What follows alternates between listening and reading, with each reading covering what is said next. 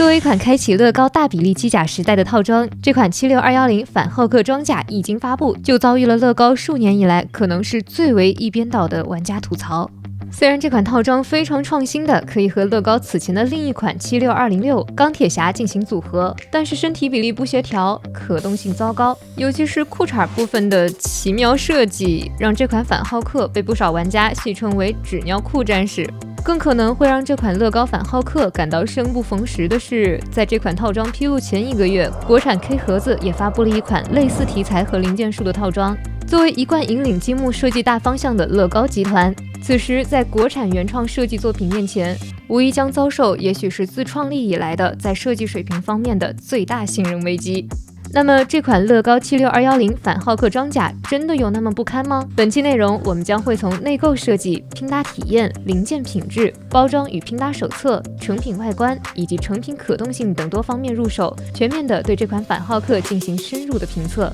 先看一下包装，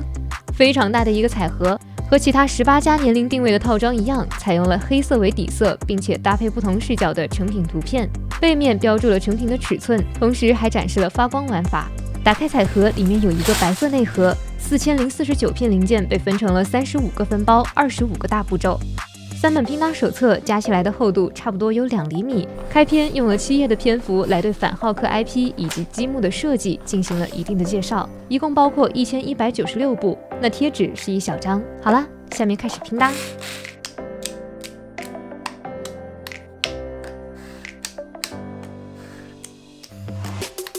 这里看一下身体主体的内部结构设计，可以看到设计师以4根91176支柱零件为基础，做出了身体部分的主体框架，同时构建出了钢铁侠的安放空间，然后在框架的外部不断向外堆叠外观零件。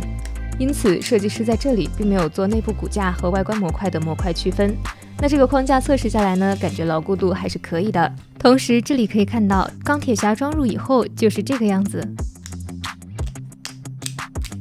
这里可以看到一个外观大模块，通过2476带栓板与主体框架进行连接，紧接着继续堆小零件和小模块。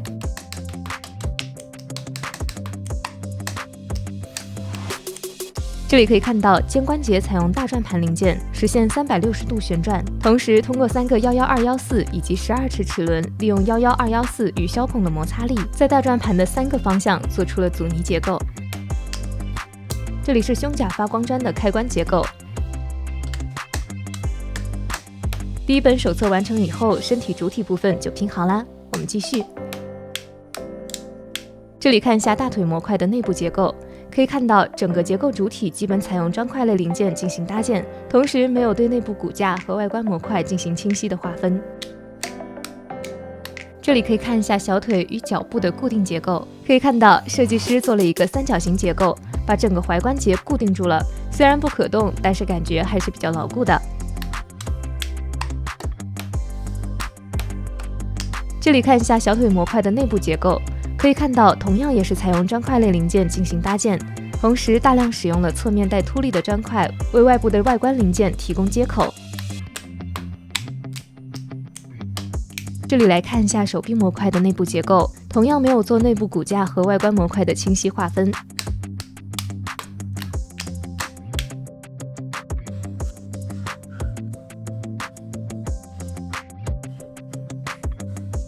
那这里我们重点来看一下各个大模块以及它们之间的连接。身体主体模块内部中空设计可以放入一个76206钢铁侠，肩关节采用大转盘零件和手臂模块进行连接。由于阻尼结构的加入，感觉松紧还是比较适当的。髋部位置预留的削孔结构呢，用来连接腿部模块，没有可动结构。大腿模块半成品，在连接小腿模块的位置，也就是膝关节位置，设计师使用了 A 型板零件，用来创建弯曲的膝部角度，同样也是固定的结构，没有可动设计。另一端的摩擦销则用来对接身体主体模块。小腿模块基本使用砖块类零件搭建，两侧都是通过摩擦销或十字轴，分别和大腿模块以及脚部模块进行连接。腿部模块和踝关节模块同样基本使用砖块类零件搭建。连接小腿模块的位置同样也是使用了 A 型板零件，用来创建固定且弯曲的角度。手臂模块相对于之前的模块呢，使用了相对更多的带孔砖，用来搭建内部骨架。不过外观部分并没有做模块化设计。连接手掌模块的位置使用了一个关节连接件。肘关节则是使用了2组铰链带孔壁零件，肩关节使用了2组铰链带孔壁零件以及一个旋转铰链零件。手掌模块，指关节采用球形连接件以及铰链零件进行连接，各个手指的活动都非常的灵活。另外，盾牌模块、肩胛模块、胸甲模块以及其他一些外甲模块都是采用砖块进行搭建。好了，现在开始总装。高速爆肝14个小时，这款乐高反浩克就完成啦。作为机甲类积木，我们首先还是来看一下成品的可动性。头盔可以打开1个可动，肩关节包括手臂前后旋转以及向外张开2个可动。那前后旋转是可以实现360度转动，向外张开手臂大概是80度的可动范围。肘关节1个可动，大概是一个向后40度，向前大概60度，一共100度左右的可动范围。腕关节2个可动，包括整个手掌可以有一个大概60度的前后旋转，以及360度的水平旋转。不过实际旋转过程中会被手臂上的盾牌模块干涉。指关节一共4个手指，除了拇指是2个活动关节外，那其他3个手指呢都是3个活动关节，所以一共是11个可动。那腰部以及髋关节、膝关节、踝关节等下半身的所有关节都不可动。算下来，在关节可动方面，一共是包括33个可动，不算指关节的话呢，只有11个可动。不过，除了关节可动以外，这款乐高反浩克的部分外甲也做了可动设计。胸甲部分2侧上下都可以打开，一共4个可动；肩胛2侧都可以转动，一共2个可动；背部2侧的喷射口一共4个模块可以转动，也就是4个可动；背部中间的背甲模块上下可以打开，2个可动。此外，还有膝部的反应堆模块2侧都可以转动，那么也是2个可动。那外甲部分的可动设计算下来，一共是包括14个可动，所以整个成品也就是一共包括11个关键关节可动，22个指关节可动，14个外甲可动，一共是47个可动设计。不过在把玩的过程中需要尽可能的小心，否则可能会出现各种意想不到的零件脱落的问题。那外观部分，由于槽点可能过于明显，在横屏环节我们再去做详细的对比。不过吐槽归吐槽，这款乐高反浩克的外观设计仍然有几个地方值得一提。首先是手掌内部的发射口做了还原，并且还使用了发光砖，胸部的反应堆位置也做了发光砖的设计，只需要在胸前这样一按，这个效果大家可以自己感受一下。另外，脚底的喷射口，乐高在这里也做了搭建，同时还在脚底做了几个防滑脚垫。稳固性方面，这款乐高反浩克的表现比较糟糕，具体表现就是在搬运和把玩的过程中，经常性的会脱落一些小零件下来。那搬运的话，最好是从裤衩这里端起来。其主要原因在于不断堆砖块，而没有模块化外甲的设计思路，造成有一部分零件以比较零碎的方式进行固定，甚至是单点连接。好啦，那么接下来我们就全面的对比一下这2款反浩克，大家可以把自己的评价意见打在评论区或者弹幕里哦。首先是包装方面，包括彩盒和拼搭手册。乐高的彩盒整体上要比 K 盒子这款厚了接近1倍。材质方面，乐高采用自家常见的彩盒材质 ，K 盒子呢则是设计成了天地盖礼品盒。乐高做了一个白盒的内盒，而 K 盒子做了2个内盒设计。拼搭手册，乐高3本，可以一定程度上支持几个玩家同时拼搭，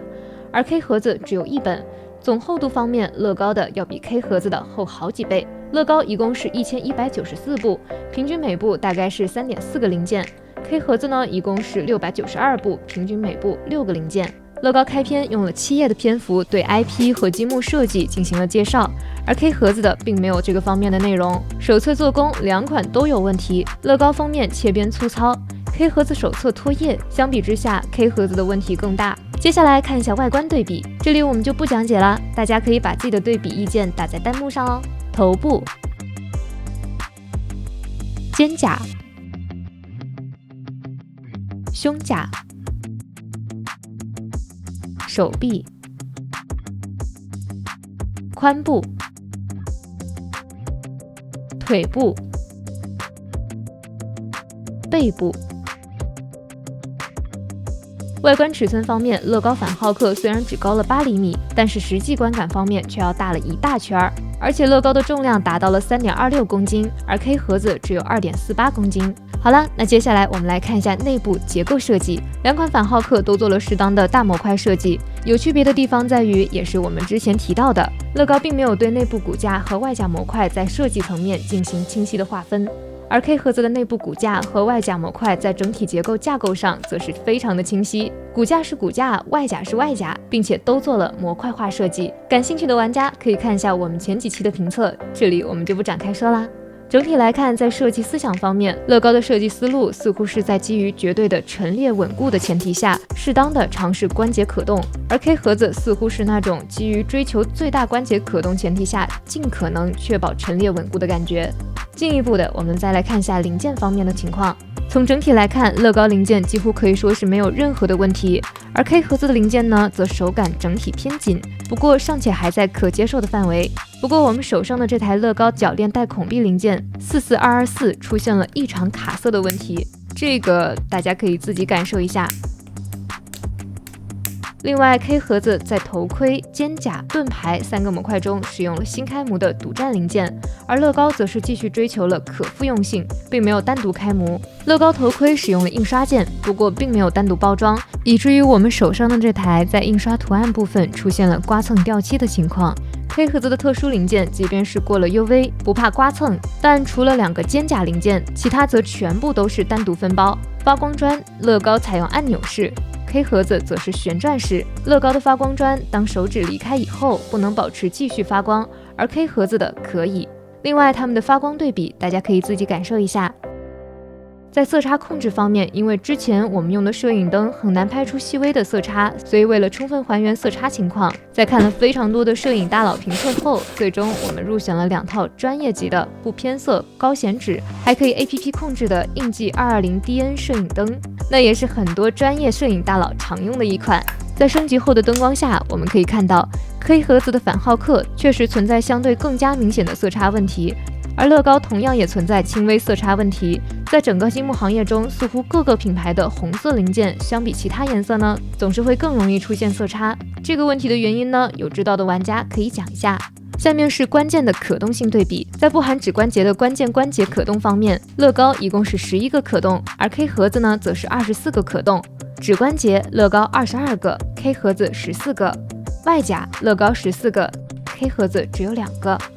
所以可动性方面，乐高主要弱在腰部及以下的所有关节，而赢在指关节以及尤其是外甲可动。在摆造型方面，无疑是 K 盒子的更加强大，而乐高的外甲可动，包括可以支持另一款钢铁侠套装的加入，则显然带来了另一个维度的可玩性。不过实际上，这个钢铁侠的装入并没有那么轻松，并且过程中同样可能会掉零件。我们在测试的过程中不小心摔了一下，然后钢铁侠的头被摔坏了。最后是稳固性，乐高的问题刚才已经提过，会经常性的在把玩的过程中掉落一些小零件，甚至是不知道从哪里脱下来的。K 盒子的同样也存在类似问题，不过主要以整个模块的脱落为特征，而不是小零件，因此安装回去会相对比较方便。好啦，完成了横屏，回到这款乐高反浩克。那总结来说，这款乐高反浩克给我们的感觉，并不像是在拼一套机甲，而更像是在拼一座长得像反浩克的雕塑。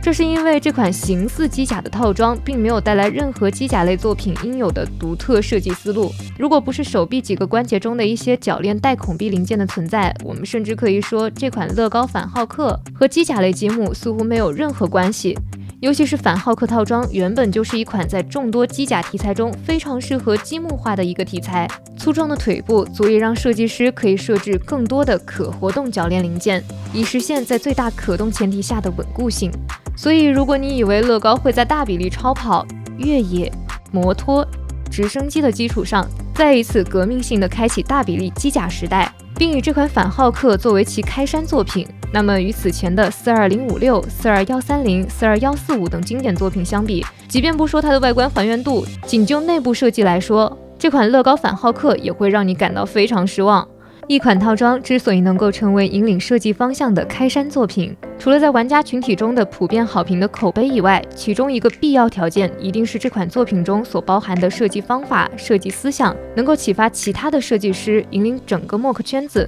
以及引发同行友商的纷纷效仿。而结果是乐高在堆砖块。反倒是来自国产原创的 K 盒子反浩克提出了一种非常清晰且合理的大比例机甲类作品的设计思路，稳固且可动丰富的内部骨架，清晰且模块化的外部装甲，最终实现了可动性、陈列稳固性、外观还原度等多方面的平衡。在我们看来，可动性对于机甲作品的意义，并不亚于变速箱以及悬架系统对于超跑的意义。虽然有些玩家可能会认为可动性对于积木来说始终是比不过模型，要可动买模型不就行了吗？不过正如积木超跑在行驶性能方面不如 RC， 在外观还原方面不如比例模型，但这并不意味着我们可以放弃对积木超跑的变速箱、悬挂以及外观还原的追求，尽己所能的去利用有限的积木零件做出最大的可动，同时还可以尽可能的保证陈列稳固与外观还原，这才是追求设计卓越的应有态度。